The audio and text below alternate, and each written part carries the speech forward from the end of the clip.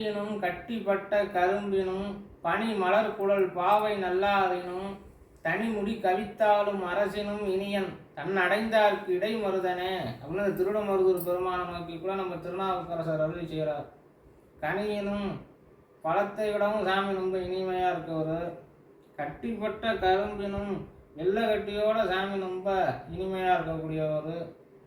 பனிமலர் குழல் பாவை நல்லாரினும் பொம்மை போல சௌந்தரியமாக இருக்கக்கூடிய கிரிகளை காட்டிலும் சுவாமி இனிமையாக இருக்கக்கூடியவர். தனிமுடி கவித்தாலும் அரசினும் அந்த காலத்து அரசர்கள்லாம் மக்கள் மேலே மிகவும் அன்பாக இருந்திருப்பார்கள் போலும். அதான் சொல்கிறார். அப்போ அவங்களை விடவும் இனிமையாக இருக்கக்கூடியவர் சாமி. அதுபோல் இந்த உலகத்தில் கருணை உள்ள வஸ்து எல்லார காட்டிலும் அன்புடைய பெருமான், ஒன்றாயும் உடனாயும் வேறாயும் இருக்கக்கூடிய பெருமான் நம்ம பெருமான் தான்.